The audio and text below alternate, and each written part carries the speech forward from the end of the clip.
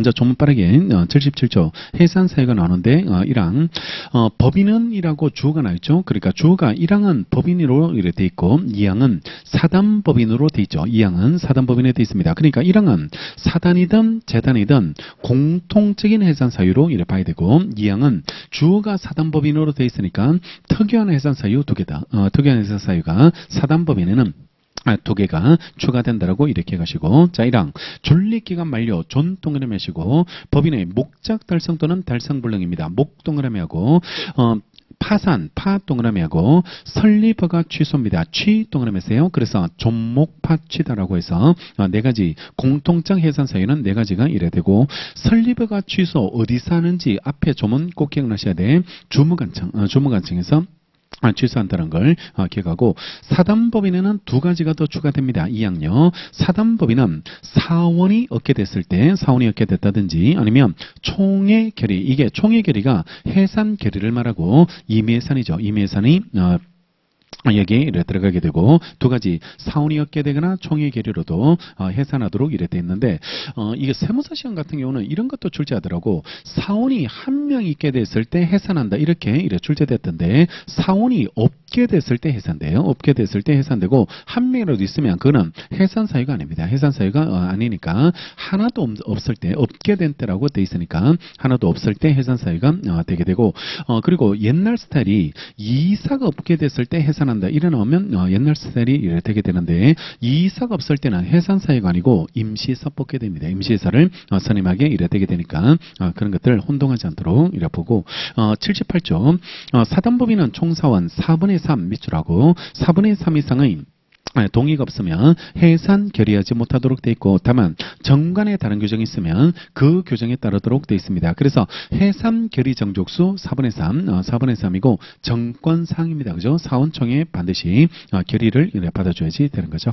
그 다음에 79조 법인이 채무를 완제하지 못하게 됐을 때 이사는 지체 없이 파산 신청을 해야 됩니다. 그러니까 채무가 더 많다는 게 확인돼 버렸을 때, 채무가 더 많다는 게 확인되면 빨리 파산 신청을 해가지고 파산 절차로 이래 넘어가야지 된다는 말이고, 80조는 전예재산 귀속인데요.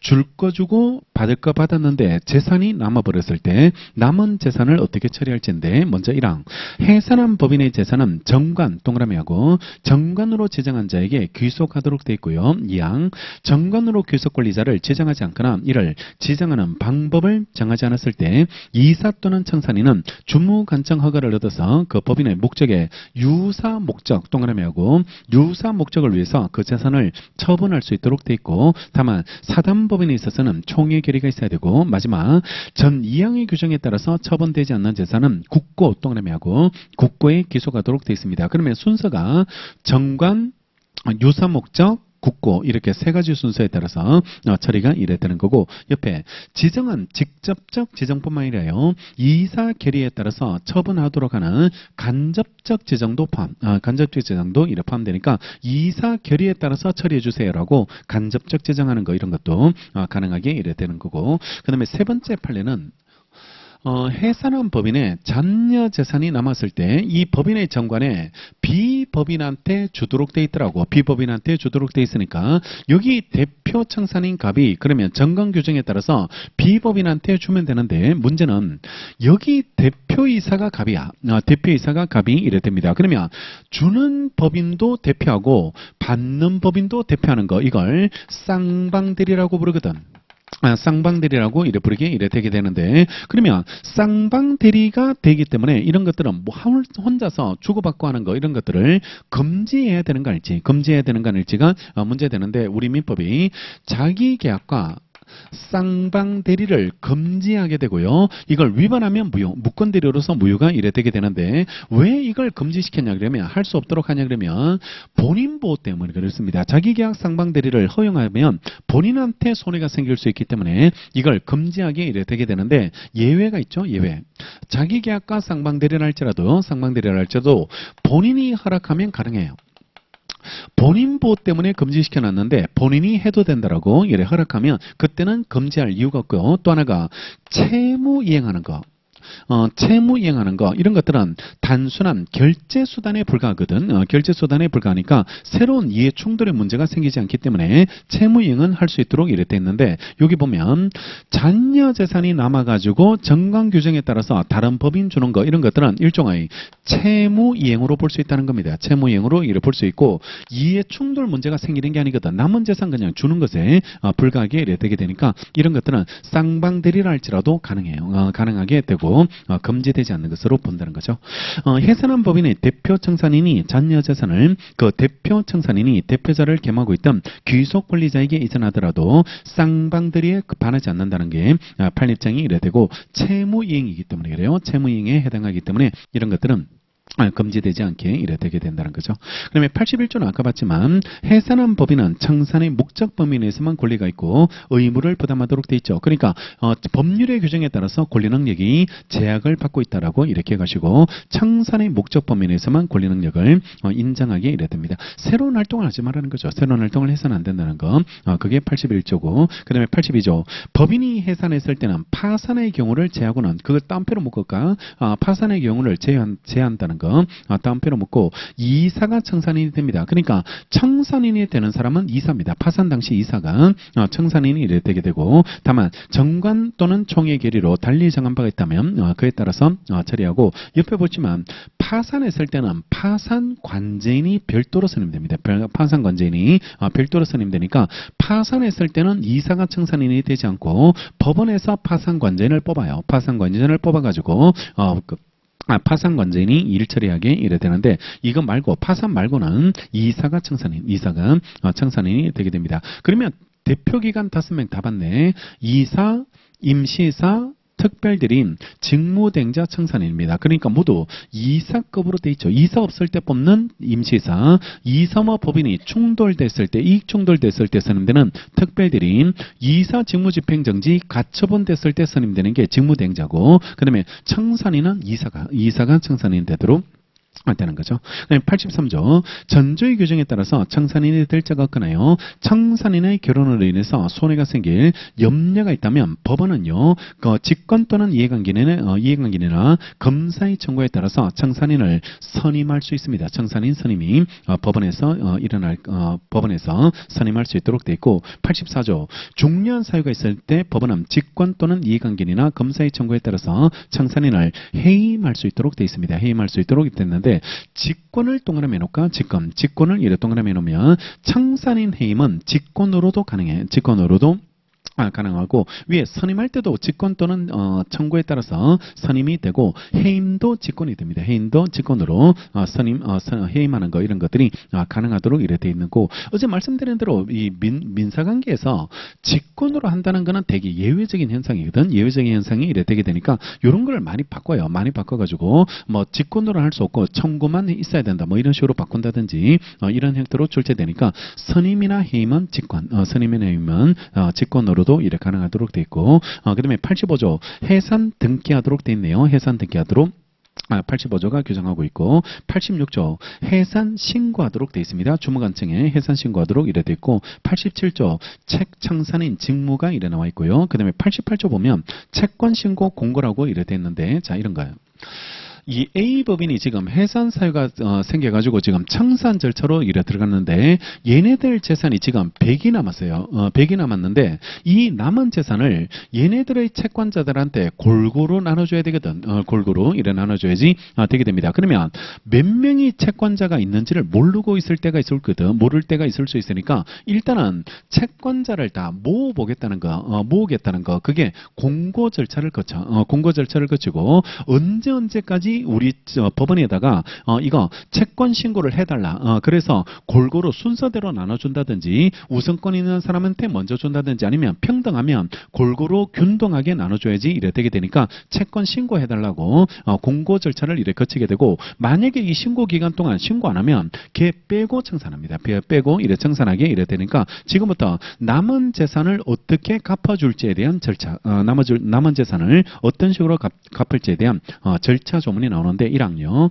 청산인은 취임한 날로부터 2월 안에요. 3회 이상 공고로 채권자에 대해서 일정 기간 안에 그 채권을 신고할 것을 최고하고 그 기간은 2월 이상이지 되게 되고 이거 숫자를 외울 생각도 없겠지만 외우지 않아도 된다. 이런 것까지 공부해 버리면 민법은 공부할 게 너무 많아져요. 그러니까 일단은 우리가 큰 틀을 가지고 공고 절차를 거친다는 거 이걸 이렇게 가시고 이거 장난치면 이거 대책이 안 써요. 이거는 대책이 안 쓰는 그런 문제가 되니까 숫자는 나중에 사회본법에서 충분하게 여러분들을 즐겁게 만들어주게 되니까 그쪽에서 외우시고 여기는 따로 이래 숫자 같은 거 이런 것들을 이렇게 가지 않도록 이 정도 2월 안에 3회 이상 뭐 이렇게 공고하겠네라는 정도 그 정도로 이해하시면 되고 2항 전항의 공고에는 채권자가 그 기간 안에요 신고하지 않으면 청산으로부터 제외될 걸 표시해 줘야 됩니다. 그러니까 당신들이 신고 안 하면 빼고 청산하겠다는 거 이걸 보여줘야 돼. 이걸 보여줘야지 이래 되고 그다음에 3항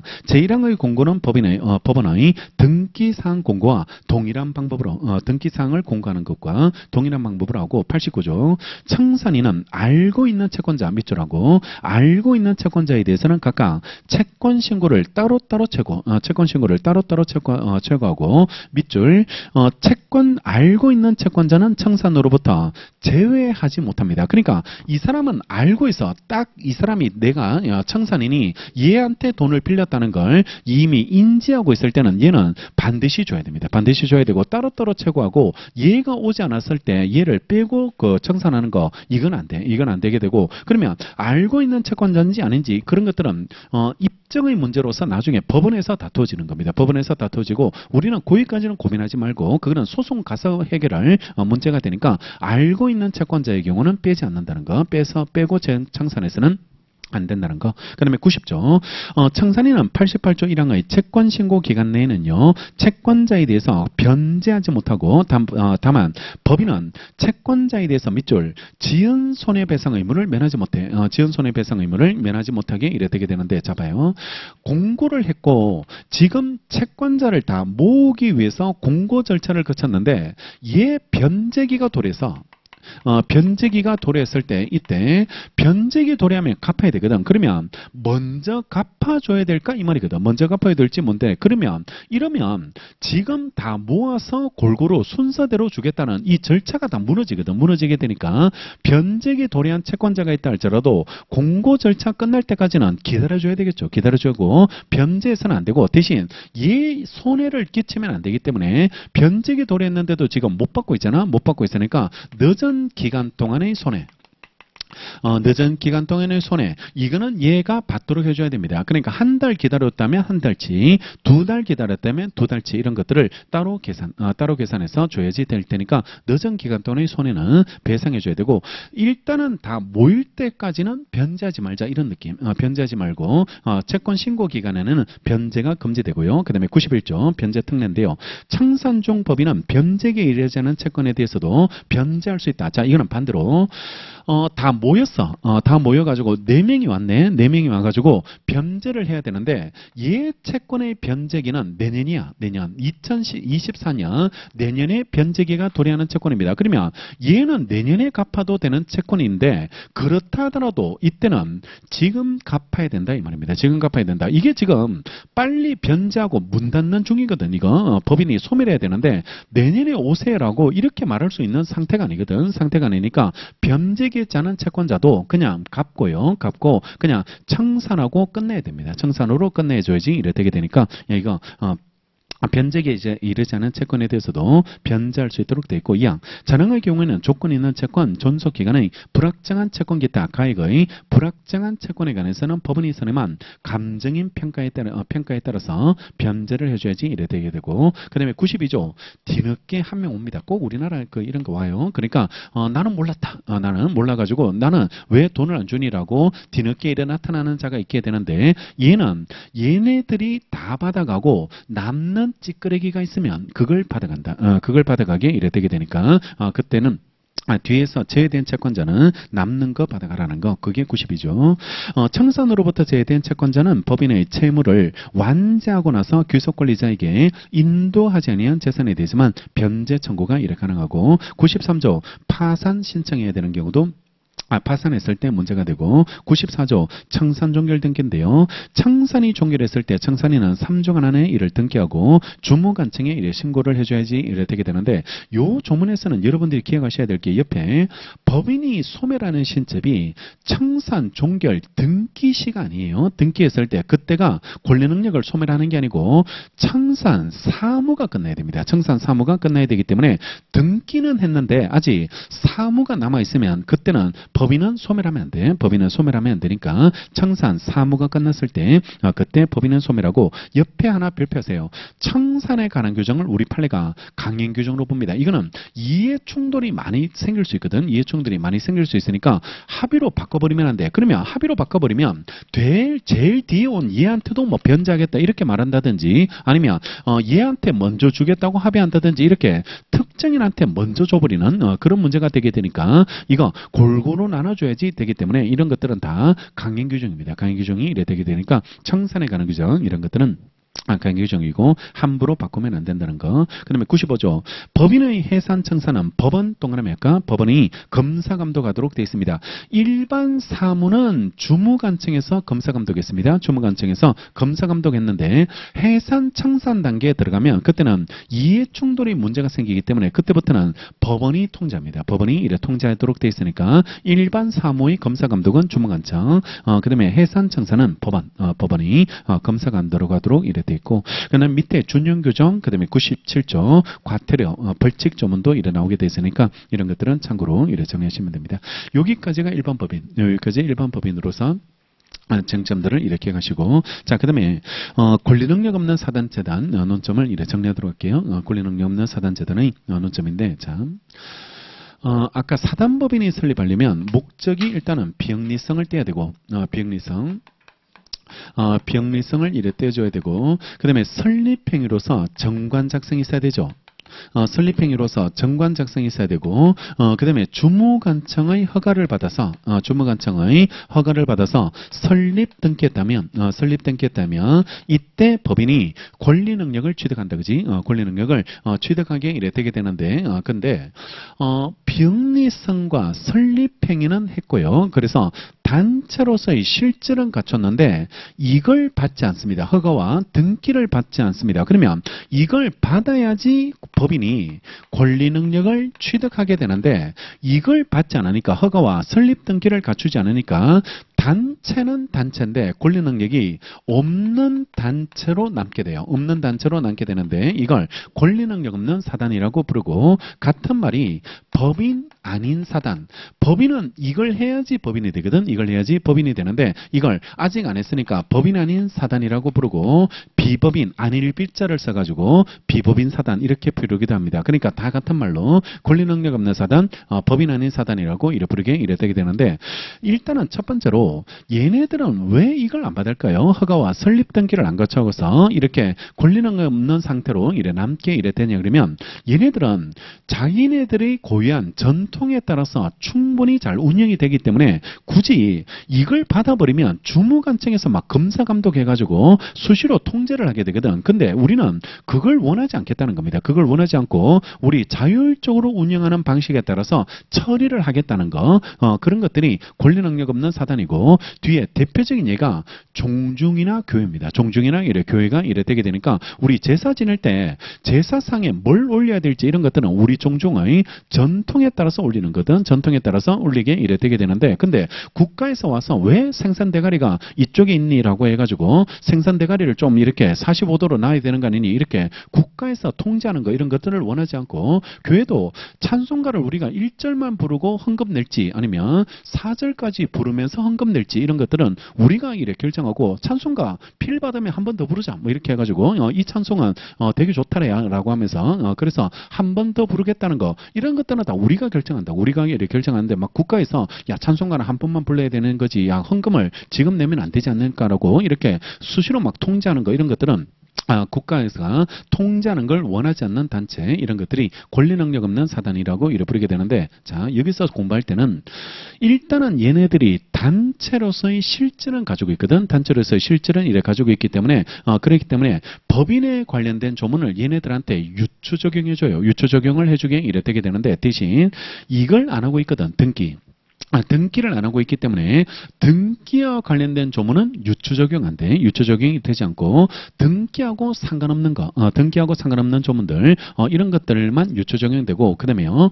여기는 단체가 권리 주체가 될 수 없으니까요. 권리 주체가 될 수 없으니까 그러면 구성원들이 재산을 소유하는 행태로 이래 봐야 되는데 다만 구성원들은 이걸 따로따로 재산을 따로따로 가지고 있다든지 아니면 자기들이 그 어떤 구성원들이 어떤 자격을 취득하기 위해서 돈을 내고 입장한 건 아니거든. 돈을 내고 입장한 건 아니니까 내가 우리 종중원이 된다는 것은 그 집안에서 태어났기 때문에 그 집안이 종중원이 되는 거고 내가 그 교회를 다님으로 인해서 그 교회 구성원이 되는 거지 어떤 자격 요건이 필요한 것도 아니고 내가 입장권을 끊어서 들어간 것도 아니거든. 이걸 돈 주고 산 것도 아니라고 산 것도 아니기 때문에 이런 것들은 구성원들이 같이 쓰는 재산이다. 이렇게 이론 구성하게 되고 구성원들의 같이 쓰는 재산을 우리는 총류라고 부릅니다. 총류라고 이래 부르게 되고 권리 능력 없는 사단재단의 재산관계를 총류라고 해가지고요. 총류라고 해서 그냥 구성원들이 같이 쓰는 재산이라고 이렇게 가시고 특징은 다른 공유나 합의와 다르게 이거는 지분 개념이 따로 없어요.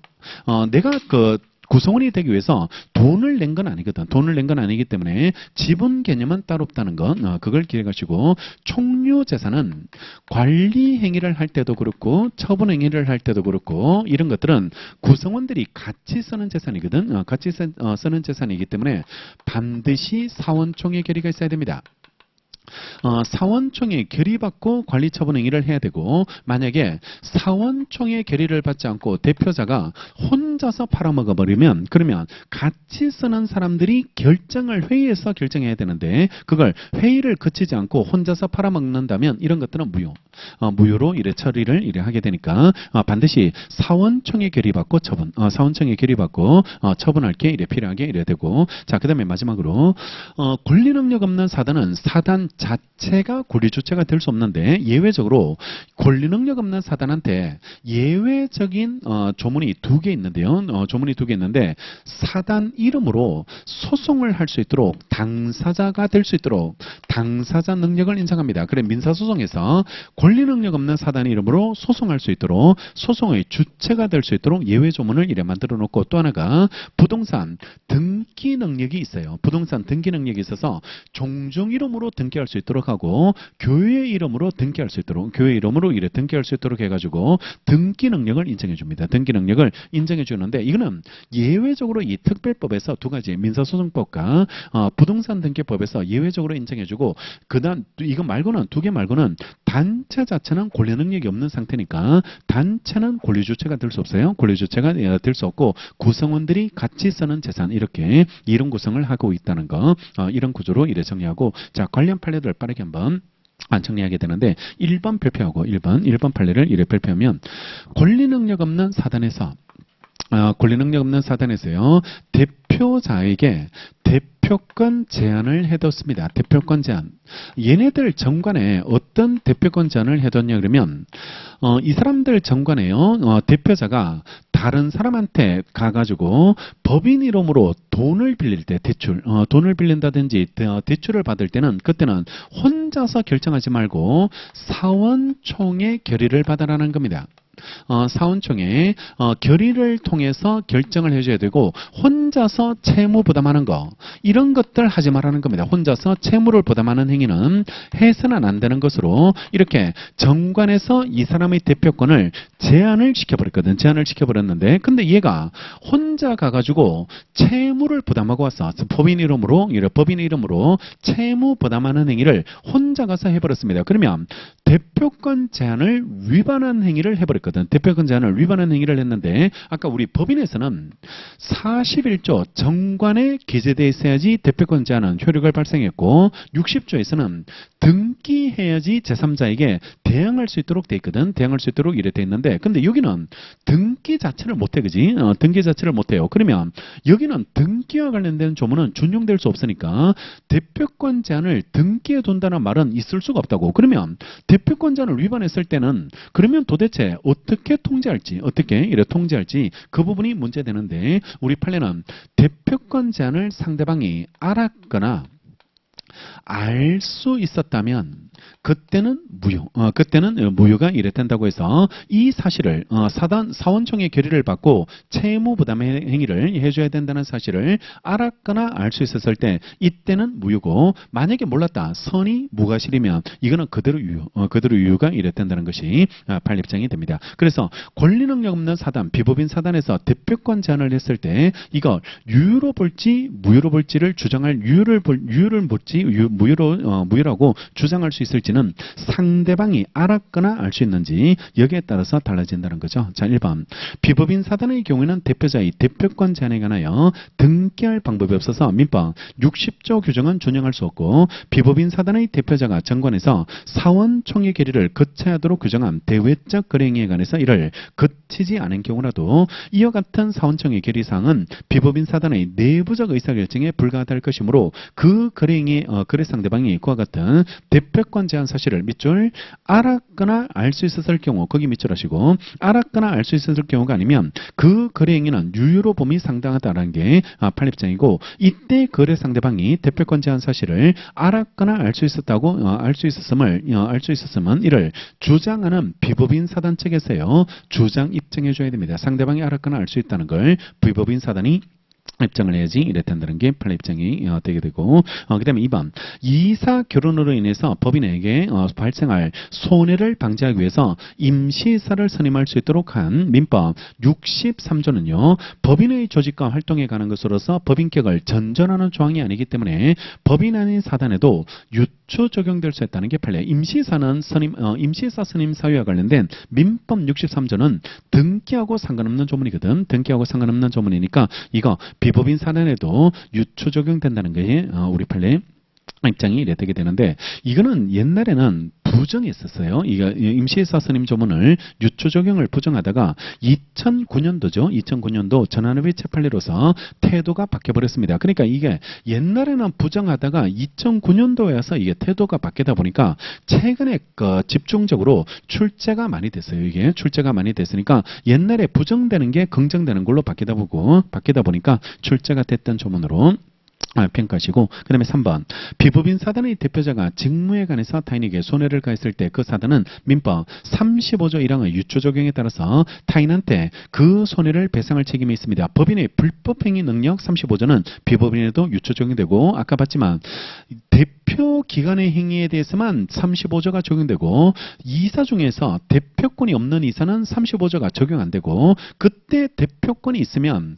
등기 여부는 불문한다는 거 기억나세요? 등기 여부는 불문하게 되니까 등기 안 돼 있어도 대표 기관이기만 35조가 적용되거든. 35조가 적용되는데 대표적으로 여기가 등기 안 되죠. 등기가 될 수 없게 이래 되니까 등기 안 된다 할지라도 비법인 사단에는 유추 적용됩니다. 이거는 비법인 사단에는 35조는 등기하고는 상관없는 조문으로 평가하시면 이래 되고, 그 다음에 4번은 고유한 의미의 종종이란요 공동선저의 분묘 소유와 제3의 종중한 사원 간의 친목 등을 목적으로 하는 자연 발생적인 관습상의 종족 집단체로서 표시하세요. 특별한 조직행위 필요로 하는 건 아니다. 표시하시고 밑줄 특별한 조직행위를 필요로 하지는 않게 이래 되게 되는데, 자 일반적으로 권리능력 없는 사단이 되려면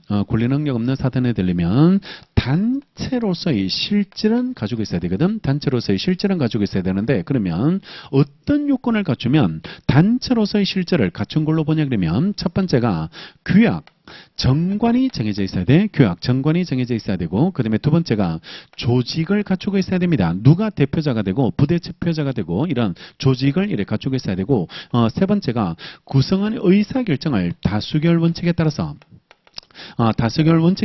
의사결정을 해줄 것이 이래 필요하게 되고, 마지막이 구성원이 가입 탈퇴하더라도, 구성원 가입 탈퇴가 일어나더라도 단체 자체는 존속하고 있다면 그때는 이런 요건을 갖춘다면 권리능력 없는 사단으로서 단체성을 인정받을 수 있게 이래 되게 되는데, 그러니까 권리능력 없는 사단이 되기 위해서는 조직을 갖출 것이 필요하거든. 조직을 갖출 것이 필요하게 되는데, 근데 근데 권리 능력 없는 사단 중에 종중은요, 종중은 자연 발생적 집단입니다. 그 집안에서 태어나면 당연히 종중이 만들어지게 된 패밀리가 이래 구성이 이래 되게 되니까 이거는 별도로 조직을 따로 갖출 걸 요건을 하지 않습니다. 따로 갖출 것을 요건을 하지 않게 이래 되게 되니까 이것도 주어가 권리 능력 없는 사단이 되기 위해서는 조직을 필요로 한다. 이게 맞는 지문, 이게 맞는 지문이 되고 그 중에서 종중은 필요 없다 이런 느낌. 종중은 필요 없게 되니까 종중은 누가 그 할아버지 뻘인지 누가 삼촌 뻘인지 이런 것들은 족보에 다 나타나거든. 족보에 다 나타나지 이걸 투표해서 결정할 문제는 아니고 투표해서 결정할 문제는 아니니까 이런 것들은 조직을 따로 갖출 것을 요건을 하지 않는다고 이렇게 하고 종중으로 나왔는지 권리 능력 없는 사단으로 나왔는지 어제 권리 남용되기 위해서 주관적 요건 필요합니까? 이렇게 나오면 필요하다고 답하라 그랬고 예외적으로 상계권 남용은 주관적 요건 필요 없다라고 답하라고 말씀드렸죠. 그러니까 같은 패턴이라고 이게 권리 능력 없는 사단이 되기 위한 요건은 조직을 갖춰줘야 되는데 그 중에 종중은 필요 없다. 종중은 필요 없다. 이게 자연 발생적 집단이기 때문에 필요 없게 이래 되게 되는 거죠. 이걸 자꾸 혼동하는 사람이 있던데 무슨 말인지 알겠죠? 그러니까 전체 권리 능력 없는 사단은 필요한데 그중 하나 종중은 예외적으로 자연 발생적 집단이기 때문에 필요 없다 이렇게 구분해서 정리해 주시고 자 그다음에 옆에 공동선저 우선은 당연히 그 구성원이 되는 것이고 그중 일부를 임의로 구성원에서 배제는 할 수 없고요. 특정 지역 내 거주하는 일부 종중원만을 구성원으로 하는 단체는요. 종중 유사 단체에 불과하고 고유한 의미의 종중은 될 수 없습니다. 보세요. 여러분들 우리가 종중이라고 부르는 것은 그 집안에서 그 사람들이 태어나면 뭐 신씨 집안, 박씨 집안, 뭐 이씨 집안 이렇게 그 집안에서 태어나면 자동적으로 그 집안의 종중원이 된다. 이렇게 봐야 되는 거지. 이 동네에 사는 사람 예컨대 서울시 강남구에 사는 사람들만 종중원으로 보겠다. 이렇게 보고 저기 강원도 사는 사람들은 종중원으로 보지 않겠다. 이렇게 지역을 둔다든지 자격 제한을 둔다는 것은 본질에 반합니다. 본질에 이래 반하기 때문에 그런 것들은 종중이 아니야. 종중이 아닌데 대신 이런 거는 돼. 종중 유사 단체를 하나 만들어 보겠다. 종종 유사 단체를 하나 만들게 이래 되게 되는데 예컨대 관악구에 사는 신씨들이 모여가지고 축구팀을 하나 만들어 보려고 해. 축구팀을 하나 만들어 보려면 이거는 다른 동네 사는 사람은 들어오지 말고 강남구나 다른 동네 사는 사람은 들어오지 말고 관악구에 사는 사람들, 신씨들만 모여가지고 축구를 통해서 우리가 결합을 해서 친목을 도모해보자 이렇게 해가지고 팀을 하나 짜는 거 이런 것들은 본래 종종하고 다르게 유사 단체를 하나 만드는 거고 이거는 지역 제한 둘 수 있다 이 말입니다. 지역 제한을 이래 둘 수 있게 이래 되니까 이런 것들은 사적 자체에 따라서 자유롭게 이래 결성해서 이런 것들을 축구 경기를 할 수 있게 이래 된다는 거죠. 그다음에 5번 종중이란 공동선저 분묘소와 제3위 종환상호 간의 친목 등을 목적으로 해서 구성되는 자연 발생적인 종족 집단이기 때문에요. 종중의 이러한 목적과 본질에 비춰볼 때 공동선조와 성가본을 같이 하는 우선은 성별의 구별이 없습니다. 어제 말씀드린 대로 옛날에는 남자만 종중으로 봤는데 그게 헌법에 반한다. 그지? 헌법에 반하게 이래 되니까 지금은 남녀 구분 안 해요. 남녀 불문하고 그 다음에 점 찍고 성년이 되면 점을 찍으세요. 성년이 되면 성년은 돼야 됩니다. 성년은 돼야 되고 성년이 되면 당연히 그 구성원이 된다고 보는 것이 조리 동그라미하고 조리에 합당하게 이래 됩니다. 간섭법이 남자만 종중으로 봤는데 그게 헌법에 위반돼서 효력을 잃어버렸거든. 그러면 그 다음에 적용되는 기준은 조리에 따라서 인정하게 이래야 되고 미성년자가 종중이 된다 이런 기출 문제도 있다. 다른 시험에서 근데 미성년자는 안 돼. 성년은 돼야지 남녀 불문하고 종중은 될 수 있다라고 이렇게 가시면 되고 6번 발표하면 자, 여기 정리해야 돼요. 여기 쟁점이 이래 중요하게 이래 되게 되는데 지금 권리 능력 없는 사단의 재산관계는 총류라고 부르고 총류는 관리 처분 행위는 반드시 사원청에 결의받아야 되고 사원청에 결의받지 않으면 무효입니다. 무효가 이래 되게 되거든. 그러면 이거 어떤 법인의 대표자가 법인 이름으로 다른 사람한테 가가지고 사원총회 결의 없이 혼자 가가지고요 보증 채무를 부담하고 왔습니다. 보증채무를 부담하고 왔을 때 사원총회 결의 없이 혼자 가가지고 법인 이름으로 권리능력 없는 사단 이름으로 보증채무를 부담하고 왔을 때 이걸 유효로 봐야 될까요? 무효로 봐야 될까가 문제돼서 유효로 봐야 될지 무효로 봐야 될지가 이런 문제되는데 이 보증채무 부담하는 행위가 관리처분행위에 들어가면 반드시 이게 있어야 되고 없으면 무효, 없으면 무효고 만약에 보증채무 부담하는 행위가 여기에 들어가지 않으면 관리처분행위에 들어가지 않으면 그때는 사원총회 결의 없어도 유효, 사원총회 결의 없어도 유효가 이래 되게 됩니다. 그러면 보증채무 부담하는 행위를 관리처분행위로 봐야 될까요? 보지 않아도 포함되지 않는 것으로 볼지 그 부분이 문제되는데 우리 판례 이거 포함 안 돼. 보증채무 부담하는 행위. 왜냐하면 법인 이름으로 얘가 가가지고 오늘 보증을 썼는데 주머니에서 얼마 빠져나갔을까 이렇게 판단해 보면 돈이 빠져나가는 건 없습니다. 돈이 빠져나가는 건 없기 때문에 이거는 관리처분행위가 아니고 아니 나중에 빠져나가지 않습니까? 그거는 나중 문제고 빠져나갈 수도 있고 나가지 않을 수도 있는 거지. 아니 보증 썼다고 해서 언제나 집이 망해? 대부분 망하지만 그래도 이게 다 망하지는 않거든. 다 망하지는 않게 이래 되게 되니까 그러니까 이게 언제나 망한다 이래 볼지는 않으니까요. 그러니까 이거 보증채무 오늘 보증채무를 부담했다고 해서 그걸 관리처분이라고 보지 않겠다는 게 이 판례 입장이 이래 되고 다만 얘네들 정관에 혼자 가서 보증 쓰면 안 된다고 이걸 제한해 둘 수 있다고 이걸 이래 제한해 둘 수 있게 되는데 그러니까 무슨 말이냐면 요 판례에서 사원총회 결의 없는데 왜 유효입니까? 이런 고민을 하게 되거든. 이를 1번에서 고민이 되게 되는데 일단은 전제가 출발이 관리 처분이냐 아니냐. 그러니까 우리가 문이 두 개 있는 거야. 문이 이렇게 두 개 있는데 관리 처분일 때는 반드시 이 문을 열고 들어가야 되고 이 문을 열고 들어가야 되고 이때는 반드시 사원총회 결의 있어야 되고 없으면 무효고 관리 처분이 아니면 그때는 사원총회 결의 없어도 일단은 유효야. 일단은 유효로 이래 처리되는데 대신 이 문을 열고 들어가면 관리 처분이 아니다는 이 문을 열고 들어가면 일단은 사원총회 결의 없어도 유효지만 정관의 이런 제한을 위반했을 수가 있거든. 정관의 이런 제한. 그러니까 혼자서 채무 부담하지 말고 사원총회 결의받고 채무 부담하라. 그러니까 관리처분은 아니지만 사원총회 결의받고 채무를 부담해야 되는 거지 혼자 채무를 부담하지 마세요라고 이렇게 대표권 제한이 규정돼 있을 수 있거든. 대표권 제한이 규정될 수 있는데 이때는 이걸 위반했을 때 이걸 유효로 볼지 무효로 볼지는 여기에 따라서 달라지고 상대방이 알았거나 알 수 있었을 때는 무효고 그렇지 않으면 유효가 됩니다. 그러니까 일단은 출발점이 아예 달라. 출발점이 관리처분에 들어갈 때는 반드시 이거는 사원총회 있어야 되고 없으면 무효입니다. 없으면 무효가 되는 거고 관리처분이 아니면 그때는 사원총회 결의 없어도 무효는 아니거든. 무효는 아닌데 대신 이때 들어왔을 때 정관의 이런 제한을 위반했는 경우가 있을 수 있게 되는데 이때 정관 규정이 위반했음을 이유로 해서 무효로 될지 유효로 될지는 여기에 따라 달라진다. 상대방이 알았거나 알 수 있는지 여기에 따라서 달라지게 되고 알았거나 알 수 있으면 무효, 알았거나 알 수 있는 경우가 아니고 선이 무과실이면 유효. 이거 누가 입장해? 비법인이 이걸 입장하면 무효로 되고 입장 못하면 유효. 이렇게 처리됩니다.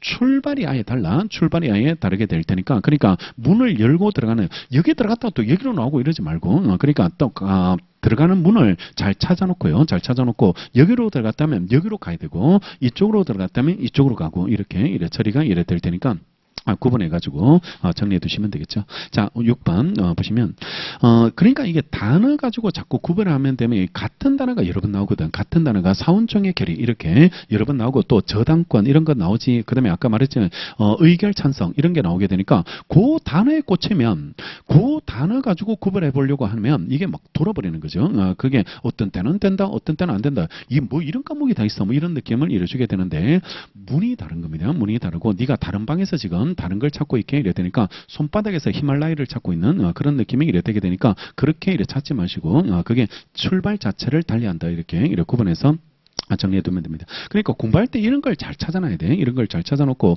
혼동될 만한 것들 이런 것들을 잘 구분해 놓을 수 있도록 이래 보고 이런 것들이 이제 계속 이래 친숙하게 만들어질 수 있도록 반복, 연습 이런 것들을 이래 필요하게 이래 될 테니까 그 정도 이래 정리하면 되겠죠. 그러니까 한 20번 보면 정리가 이래 되게 되는데 우리가 그 정도 안 보니까 문제가 되는 거고 그 정도 볼 시간도 없고 그렇게 공부할 필요는 없고 밑법을 이래 그렇게 공부할 필요는 없고 그냥 쭉쭉 읽어간다는 기분으로 해가지고 그냥 이런 걸 잘 찾아놓으면서 헷갈릴 만한 것들 이런 것들을 이렇게 정리해 놓으면 그 충분하게 문제 어차피 골라내면 되잖아. 우리가 실전 가서 골라내면 되니까 혼동되지 않고 찾아낼 수만 있도록 이렇게 정리해 두면 되고 결정적으로 이거 시험 공부를 여러분들이 거창하게 생각하지 마시고 1년 동안 뭐 하냐 그러면 우리가 직전에 이거 안 보면 못 풉니다.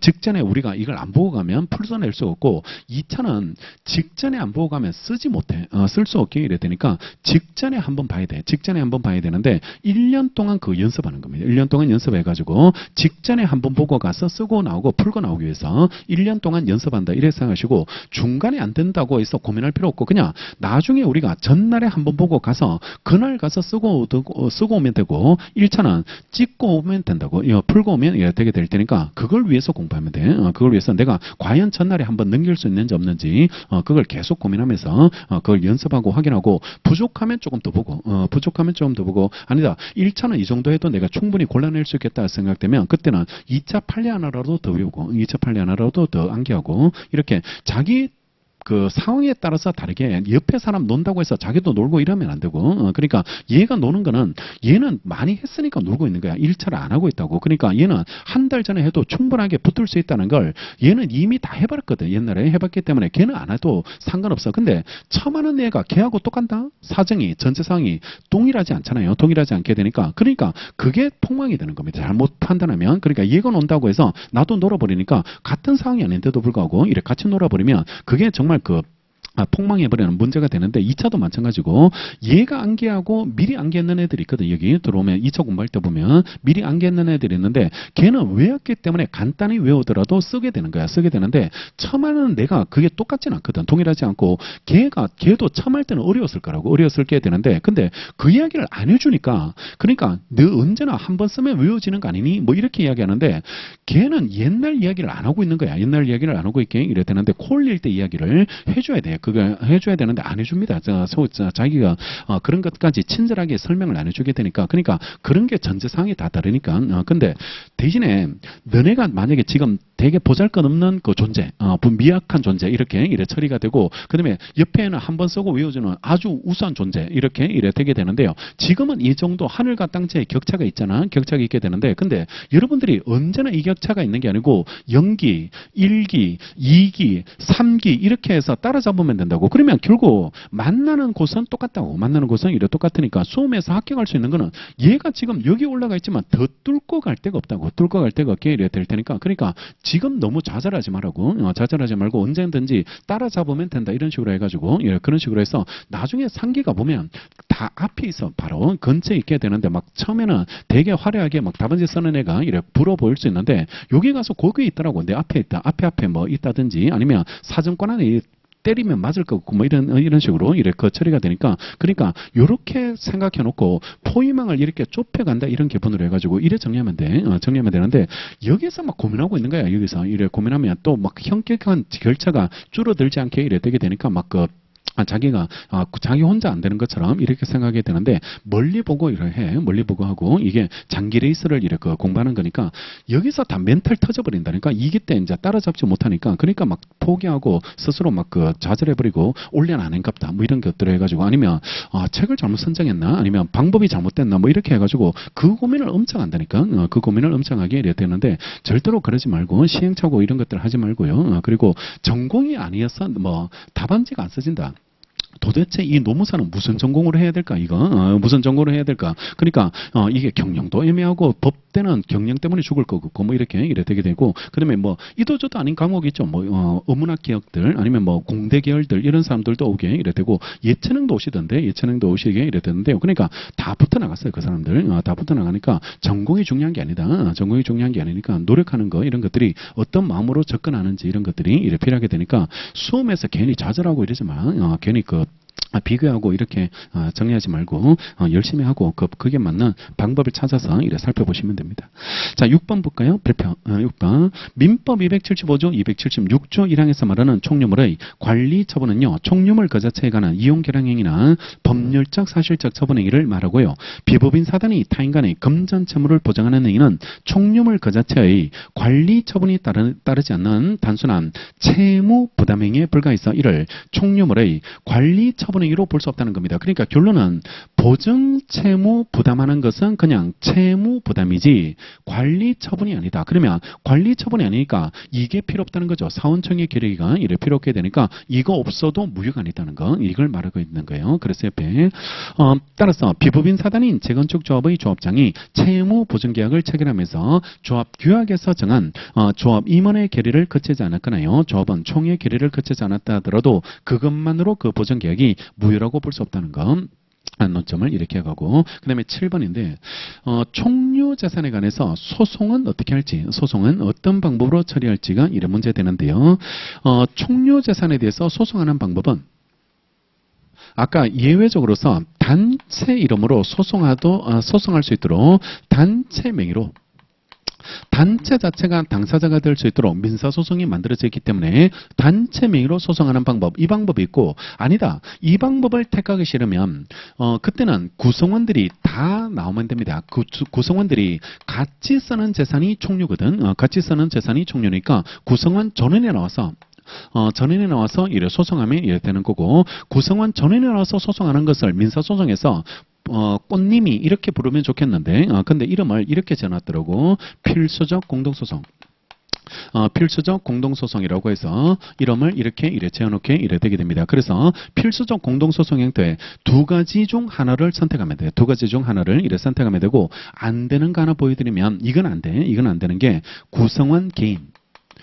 구성원 개인이 혼자 와서 소송은 안 돼요. 혼자 와서 소송은 안 되고, 왜냐 그러면 이 총류는 구성원들이 같이 쓰는 재산이거든. 같이 쓰는 재산이니까 혼자 이렇게 소송할 수 있는 근거가 없습니다. 근거가 없게 되고, 이거 보존행위로서 소송하는 겁니다. 아니면 또 내가 대표자입니다. 이런 이야기 하더라도 혼자는 안 됩니다. 혼자는 일을 할 수 없고, 방법은 이거 둘 중 하나밖에 안 돼요. 둘 중 하나밖에 안 되니까 단체 이름으로라든지 구성원 전원이라든지 둘 중 하나만 가능하다. 7번 총류 재산에 관한 소송은 법인 아닌 사단의 그 명의로 사원총회 결의를 거쳐서 하거나, 이 방법이 하나 있고, 아니면 구성원 전원이 당사자가 되어서 필수적 공동소송 형태로 할 수 있을 뿐이고요. 그 사단의 구성원은 설령 그가 사단의 대표자라거나 사원총회 결의를 거쳤다 하더라도 그 소송의 당사자는 될 수 없고요. 이러한 법리는 총류 재산 보존행위에서 소를 제기할 때도 마찬가지로 봐요. 마찬가지로 처리가 되니까 보존행위 혼자 할 수 있는 근거가 없습니다. 근거가 없게 이래 되게 된다는 거죠. 그 다음에 9번 발표할까요? 9번 이래 발표하면, 아까 우리 사원총회에서 임시총회를 이래 소집할 수 있는 사람이 3명이 있었습니다. 이사가 소집할 수 있고, 소수 사원들이 소집할 수 있고, 또 하나가 마지막이 감사였죠. 감사가 이래 소집할 수 있는데, 이 소수 사원들은 5분의 1 이상에 해당하는 사원들은 이사한테 소집을 요구하죠. 이사한테 소집을 요구하고, 얘가 소집을 하지 않으면 법원의 허가받고, 그지? 법원의 허가받고 소집할 수 있도록 70조 3항에서 규정을 해놨는데, 이 규정이 종중총회는 유추 적용이 안 된다는 겁니다. 유추 적용이 되지 않는데, 종중총회를 개최하는 사람은 나이가, 연령이 최고 높으시고요, 최고 많으시고, 그리고 학렬이 최고 높으신 어르신, 이 어르신이 종중총회를 소집을 해줘야 되는데, 소수 종중원들이 여러 명의 존중원들이 종중총회를 열어주세요라고 어르신을 찾아가서 소집을 요구했습니다. 소집을 요구했는데, 만약에 이 어르신이 소집 요구를 받고도 안 해, 소집을 하지 않을 때, 그러면 민법에 따르면 여기로 가야 되거든. 여기로 이래 법원으로 가서 허가받고 소집해야 되는데, 이 종중은 그럴 필요 없다는 겁니다. 그럴 필요 없고, 이분이 소집 요구 받았고 소집을 안 하면 그 다음 서열이 있을 겁니다. 그 다음 서열, 이걸 차성 넘버2죠. 넘버2가 있을 테니까 이분이 소집하든지, 아니면 얘네들이 바로 소집하면 됩니다. 바로 소집하면 되는 거지, 법원의 허가가 필요 없다는 거. 그래서 민법하고 다를 때는 이건 꼭 발표해. 민법 70조하고 달리 돌아가고 있다는 거, 이런 것들은 꼭 발표해서 9번에서 정리하시고, 자 9번 종중원들이 종중재산의 관리나 처분 등을 위해서 종중규약에 따른요 적법한 소집권자나 일반 관리에 따른 종중총회 소집권자인 종중의 영고 항존자에게 필요한 종중의 임시총회 소집을 요구했는데, 그 소집권자가 정당한 이유 없이 이에 응하지 않았을 때 차석 또는 발기인 발의자들입니다. 발의자들이 소지권자를 대신하여 그 총회를 소집할 수 있고요. 반드시 민법 70조를 준용해서 감사가 총회를 소집하거나요. 종원이 법원의 허가를 얻어서 총회를 소집해야 되는 건 아니에요. 소집할 필요는 없게 이래 되게 된다는 게 판례 입장이 이래 되고, 그 다음에 10번도 별표. 교회 판례 하나 정리할게요. 교회 판례를 이래 정리하게 되는데, 교회가 분열되는 경우가 있습니다. 교회가 분열돼서 교파가 맞지 않아가지고 A파, B파가 이렇게 분열되게 되는데, 그러면 교파가 맞지 않는 사람들이 굳이 같이 교회를 예배를 드릴 필요 없으니까 분열은 인정되게 되는데, 문제는 교회 재산 처리 문제야. 교회 재산 처리. 그러니까 같이 쓰는 재산이었거든. 같이 쓰는 재산이었는데 교파가 맞지 않아서 이렇게 분열됐을 때 교회 재산은 어떻게 처리될까가 문제되는데, 옛날에 종전 판례가 옛날 판례인데요. 옛날 판례 이게 나오면 오답입니다. 오답이 이래 되는데, 이 판례가 폐기됐거든. 폐기됐으니까 옛날 판례를 한번 알려드리면, 옛날에는 분열 당시 교인들의 총료, 분열 당시 교인들의 총류로 보겠다는 거, 교인들의 이래 총류로 이래 보겠다는 거. 분열 당시 교인들이 총류니까 얘네들의 총류로 보겠다는 겁니다. 그러면 얘네들의 총류로 보면 관리나 처분행위는 얘네들이 결의를 거쳐야 됩니다. 사원총의 결의를 거쳐가지고 상의해서 결정해야 돼. 상의해서 결정해야 되는 그런 관계로 처리되니까, 분열 당시 교인들이 총류가 되니까 두 명이 상의해서 결정하라 이런 말이거든. 두 명이 상의해서 결정하라는 말인데, 그게 안 되니까 지금 법원에 왔거든. 법원에 와가지고 이 재산 처리에 대해서 해결해 주세요라고 법원에 왔는데, 상의해서 결정하세요 이렇게 돌려보내버렸어. 이렇게 돌려보내니까, 그러면 너네가 판결을 안 한 거 아니냐, 이거는. 그런 이야기는 나도 하겠다. 상의해서 결정하라는 이야기는 나도 하겠다라고 하니까 많은 비판을 받아옵니다. 이게 많은 비판을 받게 되니까 이걸 폐기하고 지금은 판례가 바뀌어요. 지금 교재에 있는 판례로 바뀌게 이래 되게 되는데, 지금은 어떻게 처리하냐 그러면 교파가 맞지 않아서 탈퇴하는 교인들이 있습니다.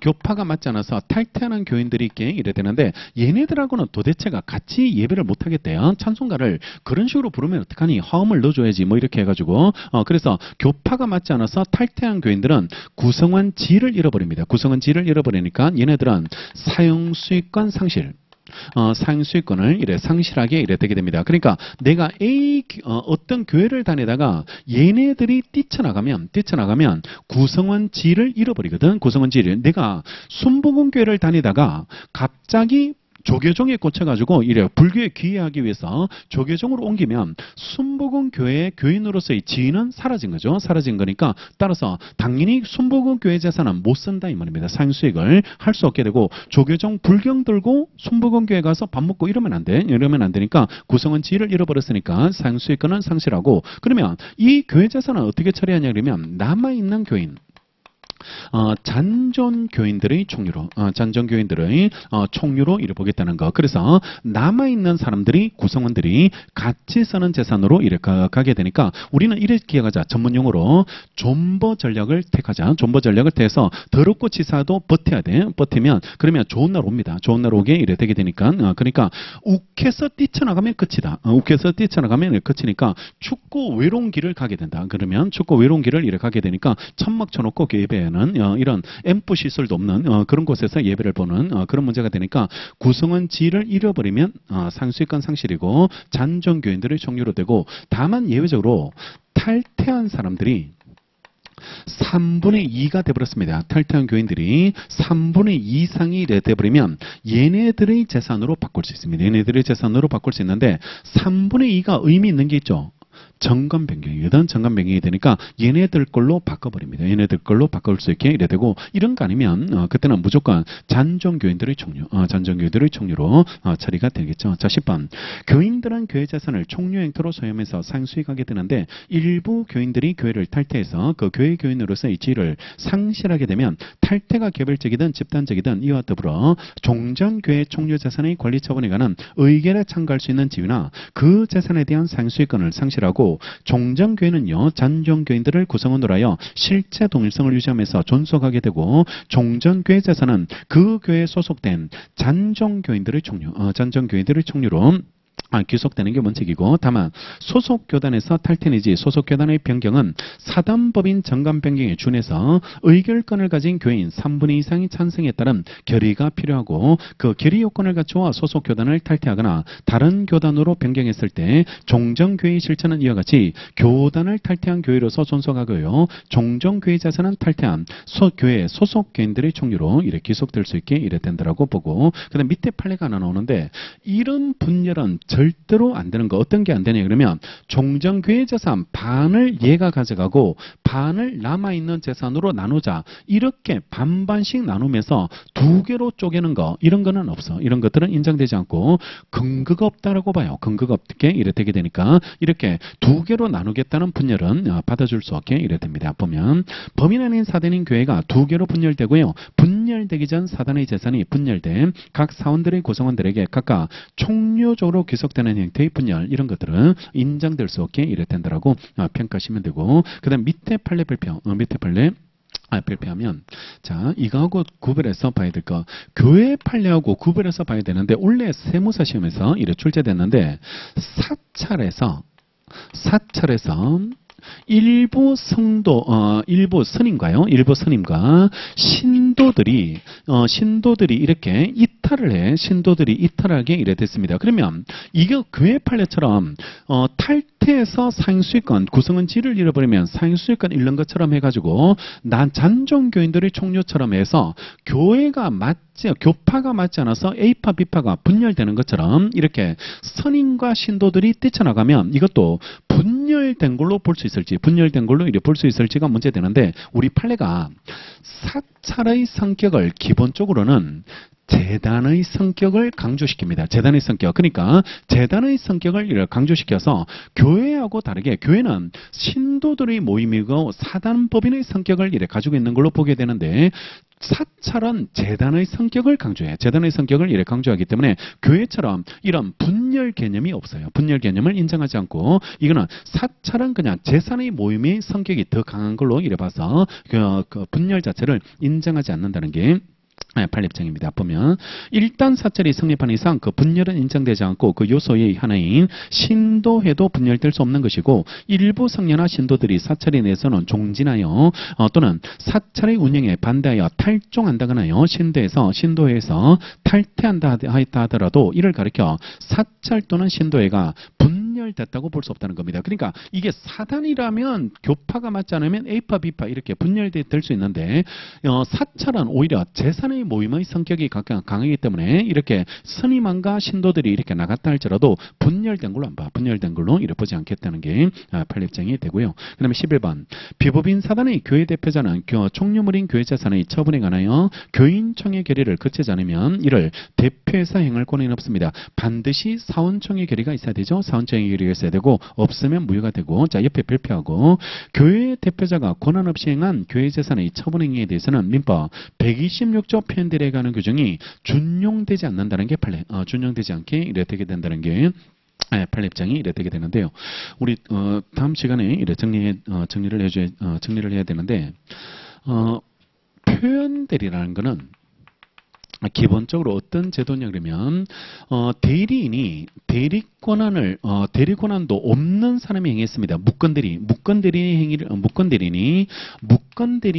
해요. 무건대리인이 행위를 했는데, 무건대리가 행위했으니까 이 사람의 행위는 얘한테 귀속이 안 되죠. 얘한테 귀속이 안 되는데, 근데 얘가 무건대리인데도 불구하고 유건대리처럼 보이는 외형을 가지고 있고요. 외형을 가지고 있고, 상대방이 그 외관을 정당하게 믿었다면, 유건대리로 믿어버렸어요. 유건대리로 믿었다면 외관을 믿고 그랬는 얘를 보호하기 위해서, 비록 원래는 무건대리인이 하면 효과가 얘한테 귀속되지 않는데, 외관을 정당하게 믿었던 사람을 보호하기 위해서 효과를 귀속시키는 제도, 이걸 표현대리라고 불러서 외관을 믿고 거래한 자를 이렇게 보호하게 되는데, 근데요, 이렇게 외관을 믿고 거래한 자를 보호하기 위해서 효과를 귀속시키는 이 표현대리가 적용되려면 이 사람이 무건대리라는 점을 제외하고는 행위가 유효하게 존재를 해줘야 돼. 그래야지 이게 효과가 본인에게 귀속된다 이렇게 말할 수 있는데, 근데 이 사람이 대리권도 없고 행위도 무효가 돼버리면, 행위 자체가 무효가 돼버리면 효과받을 대상이 없는 겁니다. 효과받을 이래 대상이 없게 이래 되니까 이때는 표현 대리가 적용될 수 없고 판례가 두 개 있는데 강행법규 위반 사례, 정권거래법 사례에서 강행법규 위반하면 무효죠. 무효가 되니까 무효인 행위에 대해서는 표현 대리가 적용되지 않고 또 하나가 지금 여기 나오는 것처럼 교회 재산을 처분행위할 때는 사원총회 결의가 있어야 되고 없으면 이게 무효거든. 무효가 이래 되게 되니까 행위 자체가 무효가 되니까 아무리 외관을 정당하게 믿었다 할지라도 효과 기속할 대상 자체가 없다는 거죠. 대상 자체가 없으니까 표현들이 적용한대요. 표현들이가 적용되지 않으니까 대리권이 없다는 점을 제외하고 행위는 유효하게 있어야 돼. 유효하게 있어야지 표현들이가 적용된다는 거죠. 그 다음에 12번 종중어는 총료자의 한 사람으로서 그 총료물인 종산을 상수익할 수 있다 하더라도 그 종산에 대한 분묘 설치 행위는요 단순한 상수익에 불과한 게 아니고 관습에 따른 지상권 유사의 물건이 취득돼 버립니다. 분묘를 설치했을 때 관습상 인정되는 물건 이게 분묘 기지권이거든. 분묘 기지권이 이래 되게 되니까 이게 인정돼 버리니까 처분 행위가 됩니다. 그러니까 분묘 설치는 상수익의 문제가 아니고 처분 문제가 된다고. 처분 문제가 이래 되니까 반드시 사원총회 결의가 필요하게 되게 되고 그 다음에 13번 종중재산 분배에 관한 종중총회 결의 내용이 현저하게 불공정하거나 선량한 풍속 기타 사회 질서에 반하는 경우에 종언의 고의하고 기본적인 권리의 본질적 내용을 침해하는 결의는 무효가 됩니다. 이런 거. 종중재산 처분행위할 때는 사원총회 결의가 있어야 되고 이거 없으면 무효거든. 이거 없으면 무효가 이래 되게 되는데 그러면 사원총회 결의를 거쳤다면 언제나 유효일까?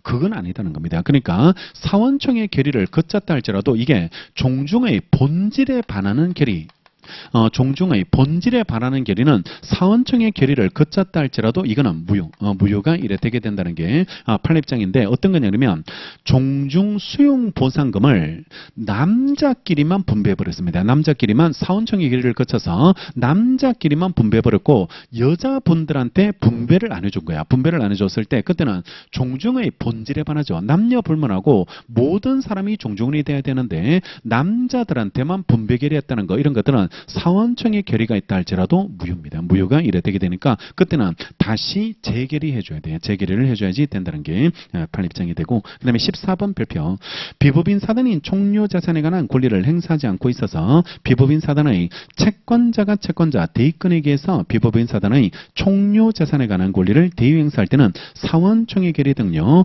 비법인 사단의 내부적 의사결정은 필요하지 않게 이래 되게 된다는 게 판례입니다. 비법인 사단이 다른 사람을 상대로 소송을 제기할 때는 관리 처분행위할 때는 반드시 사원총회 결의가 있어야 되고 사원총회 결의를 받고 소송행위를 해줘야 되고 만약에 이걸 안 하고 소송으로 나왔다면 사원총회 결의를 안 하고 소송으로 나왔다면 이거는 소송할 수 있는 요건을 못 갖춘 상태입니다. 요건을 못 갖춘 상태니까 부적법각하. 부적법각하가 이래 되게 되는데 근데 얘한테 돈 받을 거 있는 채권자가 얘가 이 사람을 상대로 소송할 권리를 가지고 있는데 안 하고 있는 거야. 안 하고 있으니까 채권자가 이 사람을 대신해서 채권자 대위 소송으로 대위 소송을 제기했을 때요. 대위에서 대신해서 소송을 제기했을 때 그때도 이걸 거쳐줘야 될까 이 말입니다. 이걸 거쳐줘야 될지가 이런 문제 되는데 이때는 필요 없다. 이때는 이래 필요 없다는 거. 채권자가 대위 소송을 제기할 때는 이거 거치지 않더라도 소송할 수 있도록 해줘야 된다는 게 판례인데 왜냐하면 얘네들한테 이걸 요구하면 채권자 대위 소송을 제기하기 위해서 사원총회 결의를 거쳐야 된다는 걸 요구해버리면 얘네들 안 하면 얘네들이 사원총회 결의 안 하면 대위를 못합니다. 대위를 못하게 이래 되게 되니까 이거 채권자가 이걸 대신해서 소송할 때는 이런 거 요구되지 않습니다. 이런 거 요구되지 않고 대신 소송할 수 있도록 해주게 되게 되고 마지막이 15번 사단법인에 있어서 사원이 얻게 된다 하더라도 이는 해산 사유가 될 뿐이고요. 막바로 권리 능력이 소멸하지 않습니다. 그러니까 법인에서 권리 능력이 소멸하는 시점은 청산이 끝날 때입니다. 청산이 끝날 때고 사원이 얻게 된다는 것은 해산 사유거든. 해산 사유가 되는 거기 때문에 법인 아닌 사단도 구성원이 얻게 됐다 하여 막바로 그 사단이 소멸해서 소송상 당사단 능력을 상실했다고 할 수는 없고 청산 사무가 완료돼야지요. 그 비로소 당사자 능력이 소멸한 걸로 봐야 됩니다. 그러니까 무조건 법인이 소멸하게 되는 시점은 청산이 끝나야 됩니다. 청산이 끝났을 때 그때 소멸하게 된다라고 이렇게 평가하시면 되겠습니다. 관련 판례들을 잘 정리해 놓고요. 그 취지들을 잘 이해할 수 있도록 정리하는 게 이래 필요하게 되겠죠. 자주자주 읽어보면서 좀 이해를 해야 돼. 이해를 지금 당장 암기는 필요 없으니까 이해를 통해서 왜 이렇게 해석하고 있는지 취지 자체를 잘 이해해 놓고 이래 정리할 수 있도록 하시고 내일 물건부터 이래 정리하고 내일은 그 유명한 법률형으로 들어갔습니다. 법률형으로 들어가가지고 내일부터 법률형을 이래 진행하도록 하겠습니다. 예, 마치겠습니다. 수고했습니다.